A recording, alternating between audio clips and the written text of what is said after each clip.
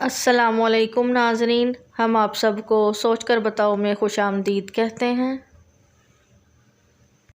سوال: کیا نکاح کرنے کی رسم اسلام سے پہلے بھی تھی؟ جواب ہے اس کا جی ہاں۔ سوال: کیا بے ہوش ہو جانے سے روزہ ٹوٹ جاتا ہے؟ جواب ہے نہیں ٹوٹے گا۔ سوال: کس خلیفہ کو حضور پاک صلی اللہ علیہ وسلم نے اللہ سے مانگا تھا؟ جواب: حضرت عمر فاروق رضی اللہ عنہ۔ سوال: 10 لاکھ گناہ گاروں کی مغفرت کس مہینے میں ہوتی ہے؟ جواب ہے اس کا رمضان۔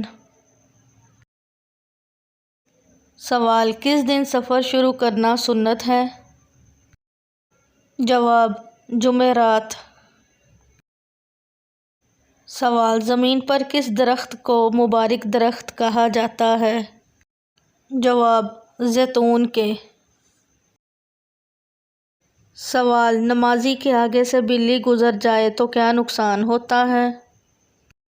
جواب: ابو ہریرہ رضی اللہ عنہ سے روایت ہے کہ نبی کریم صلی اللہ علیہ وآلہ وسلم نے نماز میں 2 کالوں کو مارنے کا حکم دیا، سانپ اور بچھو کو۔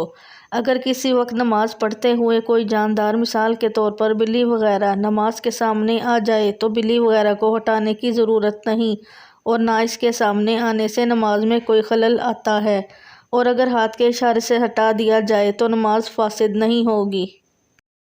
ویڈیو دیکھنے کا شکریہ۔ کتنے سوالات کے درست جوابات دیے ہیں؟ ویڈیو کے نیچے کمنٹ کریں، ویڈیو کو لائک کریں اور چینل سوچ کر بتاؤ کو سبسکرائب کریں۔